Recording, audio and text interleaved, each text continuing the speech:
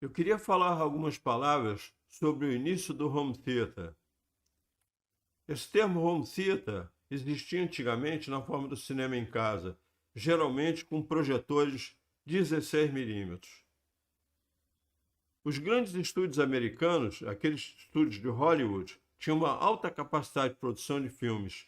Só a MGM, por exemplo, produzia cerca de 52 filmes por ano.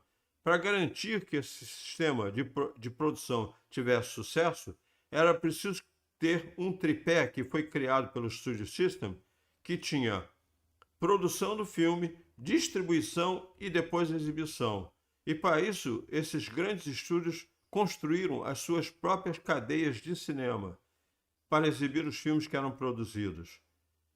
Houve o aparecimento de uma lei americana que proibiu os estúdios de terem as suas próprias cadeias exibidoras, e isso teve um impacto imediato no sistema de distribuição e exibição de filmes. A maior ameaça que esses estúdios tiveram foi o aumento da venda de televisores para os lares americanos. Então as pessoas passavam a ficar em casa vendo televisão ao invés de ir ao cinema. Na década de 50 houve a criação de métodos de projeção novos, capazes de atrair o público de volta para as salas de cinema. Um desses métodos foi o lançamento do Cinerama, em 1952, com uma tela ultra curva, campo de visão otimizado e som estereofônico de alta qualidade. Depois a Fox inventou uma maneira similar, com o uso de película anamórfica 35mm, que levou o nome de CinemaScope, também com som estereofônico. E depois foi inventada uma outra forma de projeção, com o uso de película de bitola larga, 70mm, num formato que foi batizado de Todd A.O. O Todd A.O. poderia ser projetado numa tela ultra curva, simulando o Cinerama. Ele inclusive levou o nome de Cinerama 70, ou Super Cinerama, que o Cinerama anterior era de 3 películas, agora passou a ser de uma película única. E o som também, um som estereofônico de 5 canais de alta qualidade. Os estúdios providenciaram a passagem de filmes para as emissoras de televisão, mas somente dos filmes que estavam estocados pegando poeira nos seus depósitos. E houve depois a criação de uma nova forma de distribuição com o nome de home video. Anos depois foi criada uma mídia capaz de pegar o filme, telecinar, passar para vídeo e colocar isso numa mídia capaz de ser reproduzida dentro de casa. A principal mídia usada para transcrição do filme para vídeo com uma qualidade elevada foi o videodisco. David Paul Gregg e James Russell inventaram uma forma de gravar vídeo em disco óptico com mídia transparente. E a Philips fez um desenvolvimento do chamado disco óptico reflexivo. Ela criou um picape óptico com o diodo emissor de luz de raio laser, que é uma luz que tem alta precisão no espectro de emissão, e esse picape óptico então jogava o raio laser para o disco, lia o raio refletido de volta e fazia a decodificação daquele conteúdo da maneira como era conveniente naquele momento. A parceria entre a MCA, a Philips e a Gauss Electrophysics criou o primeiro videodisco com o nome de DiscoVision. As tentativas de fazer videodisco com agulha aconteceram também nesse período. A RCA desenvolveu um sistema chamado de SED, Capacitance Electronic Disc, com o nome de SelectaVision. O consórcio Teldec, que é uma parceria entre a Telefunken e a Decca, lançou em 1975 um outro tipo de videodisco com agulha chamado de TED, Television Electronic Disc. Nenhum desses projetos aí com agulha teve a durabilidade do videodisco com leitura laser. O problema do desgaste do disco com agulha fez com que o SelectaVision fosse fornecido ao consumidor inserido dentro de um CAD para evitar a manipulação da mídia. Quando o DiscoVision foi lançado, a Magnavox, que é a subsidiária da Philips na América, lançou o aparelho Magnavox modelo 8000. O DiscoVision foi comercializado entre 1978 e 1982, quando então a Philips desistiu de fabricar e vender o DiscoVision. Foi cedido o direito do Laserdisc, que foi o nome que a Pioneer adotou para a fabricação do videodisco com leitura laser. Essa fabricação durou de 1981 até o ano 2000 nos Estados Unidos e até 2009 no Japão. O videotape doméstico também foi criado a partir da década de 50, que seria uma forma de colocar vídeo em fita magnética. Em 1956, a RCA lançou um sistema, a meu ver, obscuro, chamado de Hearsea, e em 1963 houve a introdução do gravador de rolo para vídeo destinado ao público consumidor, que obviamente não teve grande repercussão porque o custo era bastante elevado. Então, para o consumo de massa, esses sistemas não funcionaram. O que funcionou foi a criação do videocassete, com o lançamento em 1975 pela Sony do Betamax, e depois, a seguir, pelo lançamento do VHS pela JVC. Esses sistemas de videocassete foram os que ficaram no mercado consumidor de massa. Mas foi o videodisco, na forma do Laserdisc, que era o mesmo DiscoVision, só que com outro nome, que trouxe as grandes inovações para um home theater de qualidade. O videodisco ele era gravado som e imagem analogicamente. E o som analógico, que era o FM estéreo, ele tinha muito ruído, o suficiente para que fosse desenvolvido pela CBS um sistema chamado de CX, que foi introduzido no início da década de 1980. Só que as pessoas tinham que comprar um aparelho novo capaz de decodificar o CX. O impacto maior na reprodução de som do Laserdisc foi a criação pela Philips do Compact Disc. O Compact Disc, nos seus primórdios, nos seus principais meios de formatação, que eram feitos nos protótipos, foi com o uso de áudio analógico igual ao do videodisco. E as pessoas perceberam, quando criaram esse sistema, de que o PCM era muito melhor do que o áudio analógico, não só na qualidade do som, mas também na possibilidade de se incluir metadados, que são códigos de controle do material a ser gravado e reproduzido. Então, esse som digital do Compact Disc, que é um PCM a 44.1 kHz de amostragem e 16 bits de resolução, foi literalmente incluído no Laserdisc. Então, o Laserdisc passou a ter trilha analógica e trilha digital de som. Essa trilha digital fez com que a decodificação para a formatação do Dolby Stereo no home theater tivesse altíssima qualidade de reprodução de som. Os laboratórios da Dolby perceberam que era possível substituir um dos canais da trilha analógica, que acabava ficando, de uma certa forma, obsoleto agora, com a reprodução do PCM. Então, eles pegaram essa trilha, tiraram um dos canais, transformaram a trilha em mono, e esse canal que foi substituído foi codificado com uma modulação analógica RF do codec AC3, que tinha acabado de ser desenvolvido naquela época. Esse AC3 nada mais é do que o Dolby Digital 5.1. Então, o Laserdisc passou a ter áudio analógico mono, áudio PCM estéreo de alta qualidade e agora Dolby Digital 5.1. O primeiro Laserdisc lançado com Dolby Digital 5.1 é o Clear and Present Danger, cuja imagem está mostrada aí. Então, em resumo, o Laserdisc ele tanto poderia reproduzir Dolby Digital ou Dolby Estéreo, todos dois com igual qualidade de reprodução de áudio.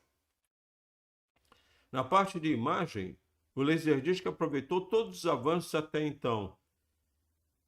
A telecine, que mantinha o fotograma correto do cinema, foi criado com a formatação letterbox. Essa formatação era barras pretas, em cima e embaixo, se o filme fosse no formato scope, 2.35:1, por exemplo, ou então, se for um filme no formato da academia, com barras laterais. Isso fez com que as pessoas pudessem tocar um filme dentro de casa, num Laserdisc, com a imagem integral do cinema preservada. THX fez uma série de propostas para a qualidade do som e da imagem, e ela deu certificado para os discos que seguissem esse tipo de padrão de qualidade. Davam um certificado THX. Isso começou a aparecer a partir de 1993. O Laserdisc ficou para trás com a criação do DVD, mas ele conseguiu ainda alcançar um processo de gravação do vídeo chamado de processo anamórfico, que é a compressão do vídeo 4:3 com uma expansão na televisão com uma imagem de melhor qualidade. E ainda em 1997 foi lançado o primeiro videodisco com som DTS 5.1, que muitos achavam melhor do que o Dolby Digital. Por coincidência, o lançamento foi feito com o filme Jurassic Park, que foi o mesmo filme que lançou DTS nos cinemas. Então, em resumo, o Laserdisc, ou seja, o videodisco com leitura laser, ele trouxe uma série de evoluções para o home theater moderno.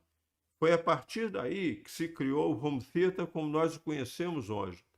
Então, eu tenho Dolby Surround, que é um decodificador introduzido naquela época pela Dolby para a reprodução do Dolby Stereo, que vinha do Laserdisc. Depois a Dolby fez um microprocessador e criou um circuito ativo que se chamou de Dolby Pro Logic, ou seja, a trilha Dolby Stereo do Laserdisc, agora com uma qualidade melhorada. O Dolby Surround passivo teve a sua presença.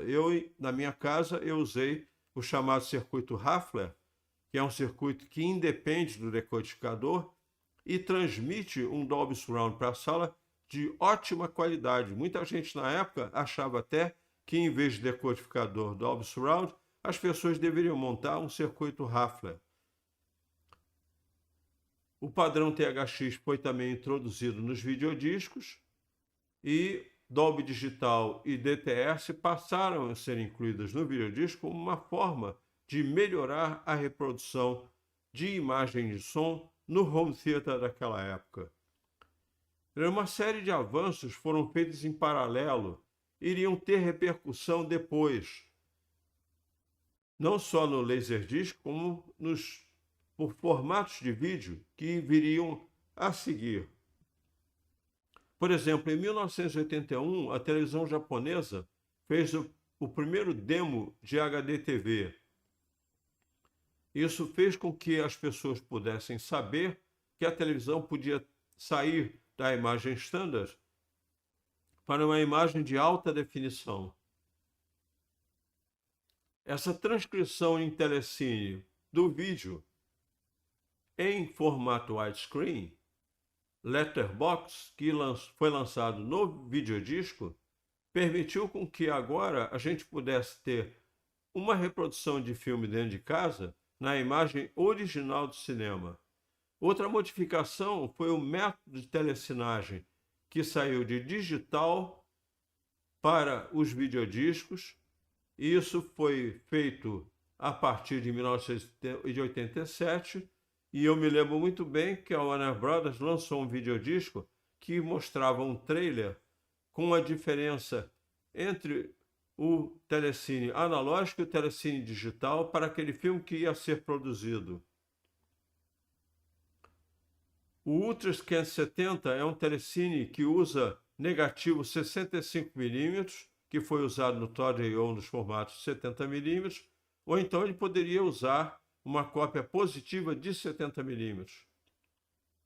Em 1993, foi feita uma proposta de mudança da relação de aspecto das televisões de 4:3 para 16:9, que foi exatamente a relação de aspecto que foi mantida para a evolução para a televisão de alta definição.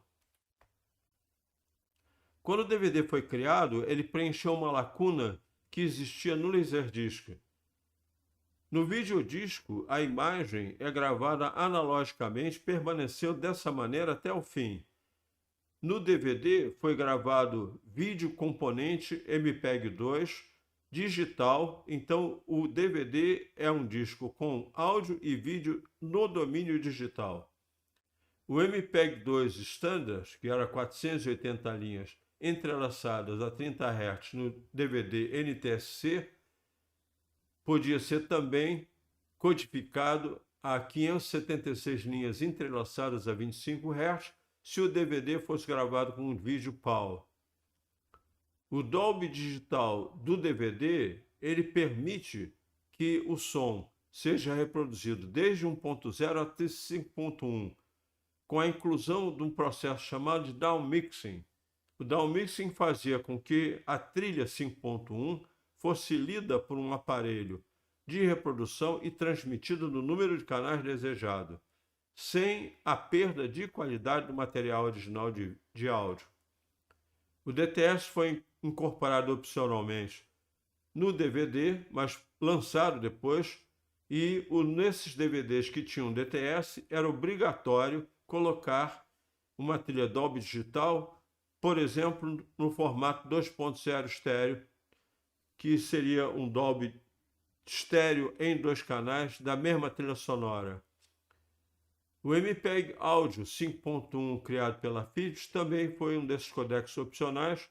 Eu, sinceramente, nunca vi nenhum DVD comercial lançado com esse tipo de codec. Para melhorar a qualidade de vídeo, o DVD passou a ter um bitrate elevado e alcança mais ou menos 10 Mbps. A compressão de cada disco é que vai determinar o bitrate do disco que está sendo reproduzido. Os discos DVD foram fabricados com camada simples ou camada dupla, e no caso da camada dupla, o filme poderia ser gravado somente uma parte, depois a segunda parte gravada na segunda camada. O aparelho de leitura lia o fim da primeira camada e automaticamente passava para a segunda camada. No início desse tipo de reprodução, eu me lembro que muitos aparelhos travavam momentaneamente a imagem quando passavam de uma camada para outra, mas isso foi depois resolvido sem nenhum problema. O disco de dupla face também foi lançado, podendo, nesse caso, ter 2 conteúdos diferentes na mesma mídia. Uma das evoluções interessantes do DVD de vídeo foi o DVD áudio, que foi lançado a partir do final da década de 1990. O objetivo do DVD áudio é reproduzir áudio de alta resolução, estéreo a 192 kHz 24 bits ou multicanal 5.1 a 96 kHz e 24 bits. O DVD teve limitações que algumas delas dificultavam a reprodução do disco. Foi feita uma restrição do uso do disco por código de região.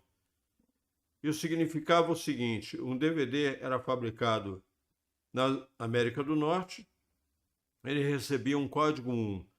Se ele fosse fabricado na Europa, recebia um código 2. Se fosse fabricado na América Latina, recebia um código 4.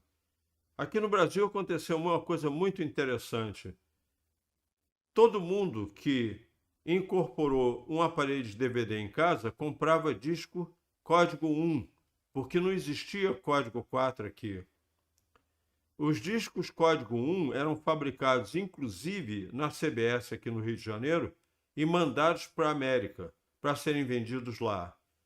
Quando os primeiros código 4 foram lançados aqui e os fabricantes de aparelhos de reprodução começaram a lançar os seus equipamentos, o que eles fizeram foi mandar um representante para as lojas, abrir o aparelho código 4 e, com o auxílio de um controle remoto programado na fábrica, destravar o aparelho para multirregião.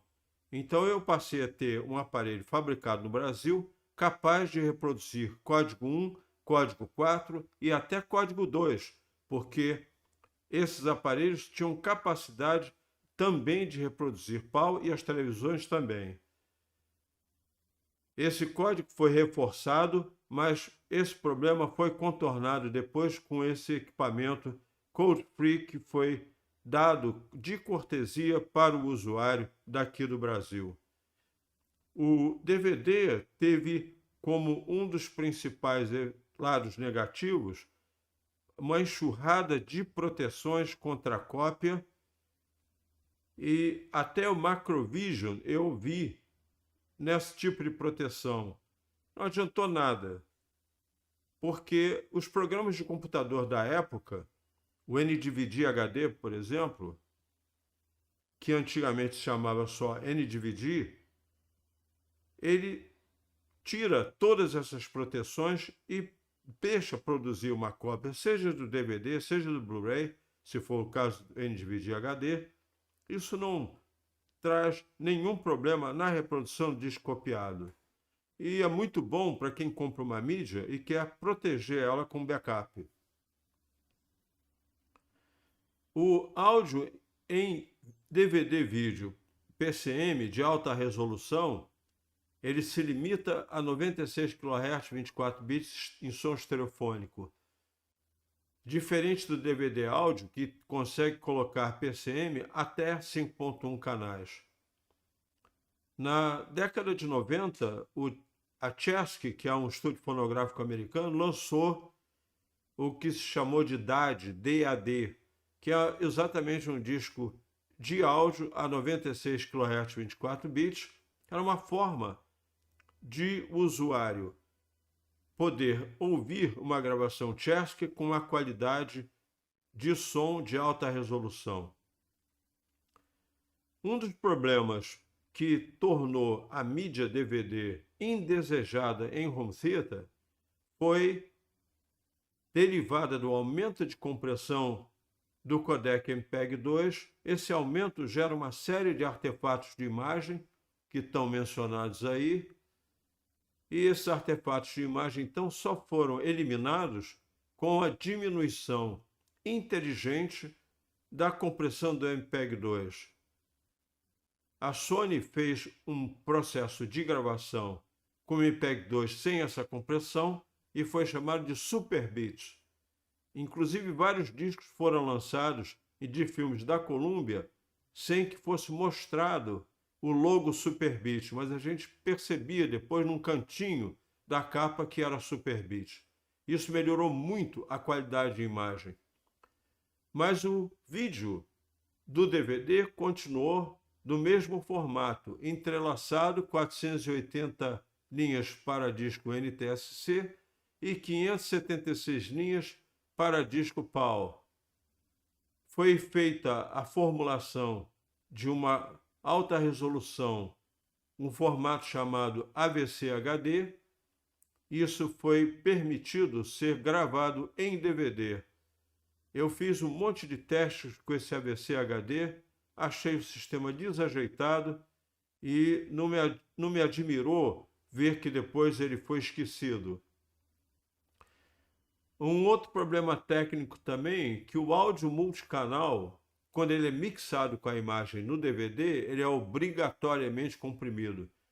Então eu tenho Dolby Digital e DTS bastante comprimidos, com um relativo prejuízo na qualidade do som reproduzido. Apareceram tentativas de melhorar a qualidade da imagem do DVD, que estava restrito a um formato standard. O EVD e o HVD foram aparelhos fabricados na China, desenvolvidos lá, e eles não tiveram muito sucesso porque os estúdios de cinema não deixaram que os filmes fossem transcritos para esses formatos que eles criaram. O que deu certo foi o Blu-ray. O Blu-ray enfrentou uma concorrência absurda de um formato da Toshiba chamado de HD-DVD. Quem viveu essa época sabe a guerra que foi entre os dois formatos, mas o Blu-ray, que é originalmente um formato profissional e que teve a sua mídia modificada para uso doméstico, ele teve uma série de características técnicas que convenceram os estúdios a deixar de lado o HD-DVD e fazer somente Blu-ray para consumo do público.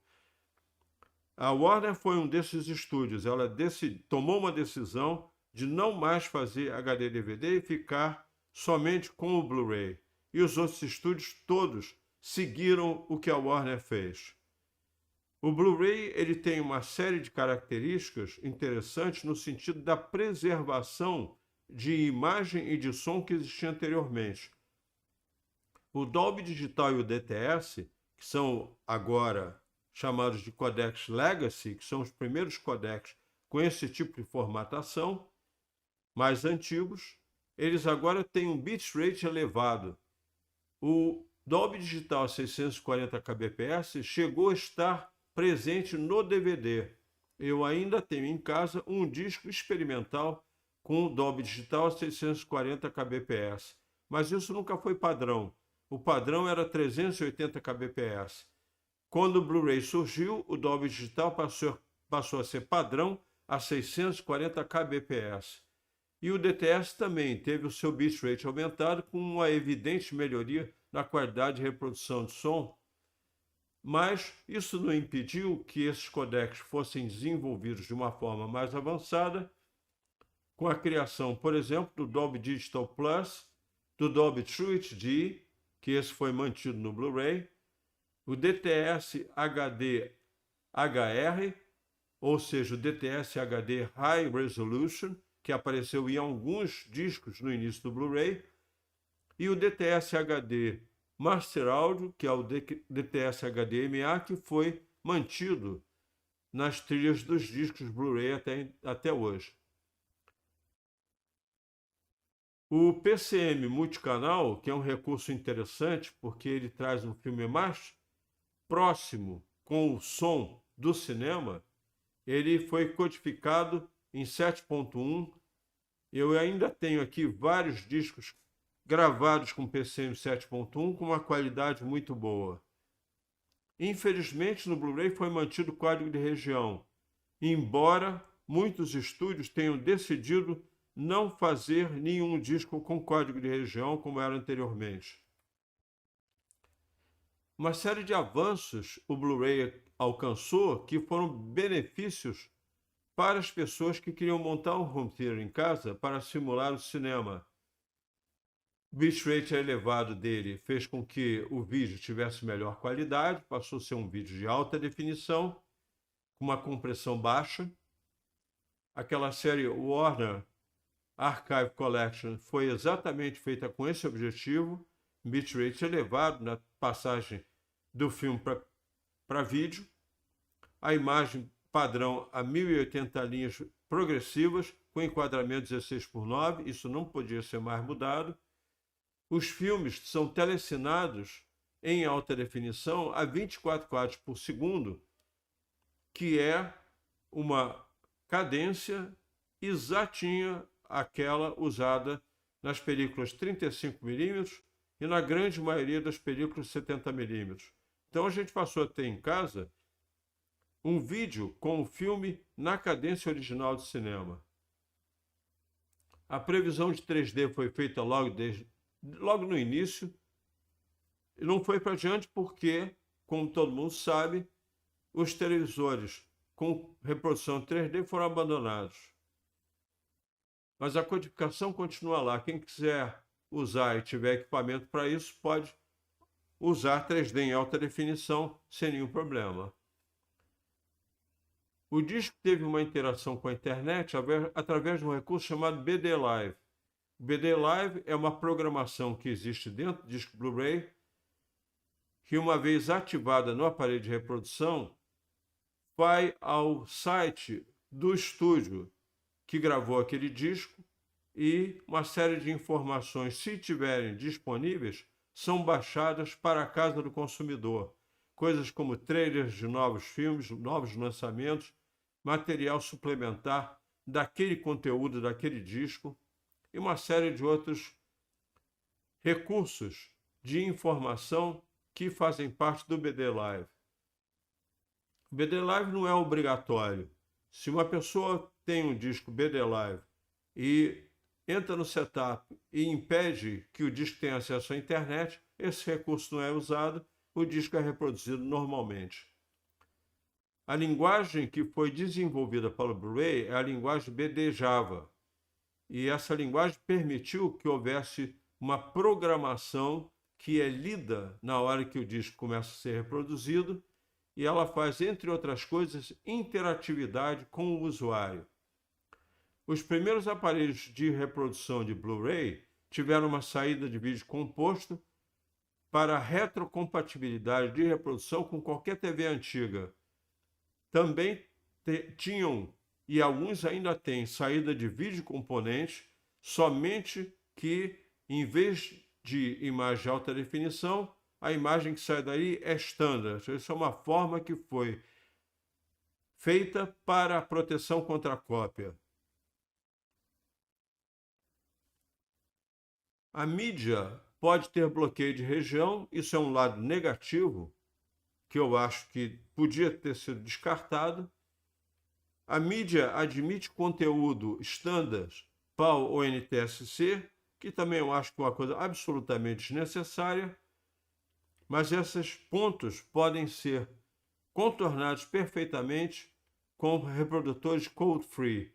Aqui cabe uma observação que quando os primeiros Blu-rays foram codificados com uma dessas mídias antigas, PAL ou NTSC, o equipamento de reprodução que não tivesse capacidade de ler PAL ou NTSC simplesmente não reproduzia o conteúdo, a tela ficava preta. No Blu-ray 4K, isso foi tudo eliminado, não há mais código de região, não há mais vídeo PAL ou NTSC, o que tem é uma codificação feita por HEVC com uma resolução de 2.160 linhas em formato progressivo e obrigatório o enquadramento a 16:9. A mídia passa a ter uma densidade muito maior, ela tem, portanto, um bitrate elevado, que isso permite que o disco seja gravado com pouca compressão e alta qualidade na reprodução da imagem. O Dolby Atmos, que é o codec 3D, o DTS-X, que já existiam no Blu-ray, passam a ser quase que constantes em todos os lançamentos 4K, além do áudio 3D, que eu, por exemplo, nunca vi em Blu-ray lançado aqui. Existe Blu-ray em áudio 3D, mas eles ficam restritos praticamente todos à Europa. Apareceram poucos, talvez nenhum tenha aparecido nos Estados Unidos e muito menos aqui no Brasil. Eu, pelo menos, nunca vi. Se alguém viu, ótimo, mas vai ter que ter um decodificador para áudio 3D. A maioria dos decodificadores é prevista inicialmente para Dolby Atmos DTS-X e áudio 3D é vendido por fora, ou então se a pessoa comprar um receiver ou um processador novo. Aí sim, o áudio 3D passa a ser incorporado e aí pode ser reproduzido. O HDR, que é o aumento da faixa de luminância do vídeo, ele também é praticamente obrigatório no Blu-ray 4K. Eu nunca vi, pode ser que exista, um Blu-ray convencional com esses codecs HDR. Não que não seja possível tecnicamente colocar HDR num vídeo 1080p. Isso é fantasia. Pode ser colocado sim. Porém, a indústria preferiu deixar o HDR para os discos 4K. E aí o disco pode ser tanto codificado com Dolby Vision como HDR10. Sendo que quem tenta reproduzir Dolby Vision, mas não tem um decodificador, para ele, esse disco vai ser reproduzido com HDR10. Bom, enfim, todos esses avanços fizeram com que o home theater moderno pudesse ser muito superior àquela época onde a gente projetava filme 16mm em casa.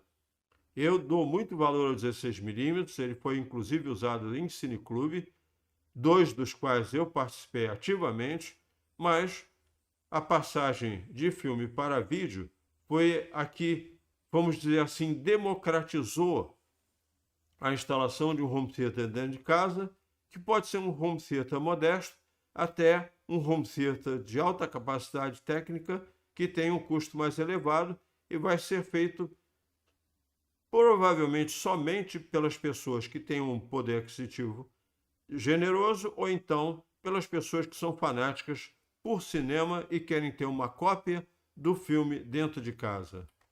Eu vou ficando por aqui, espero que os comentários, essas informações tenham sido úteis a quem tiver interesse. Até uma próxima oportunidade.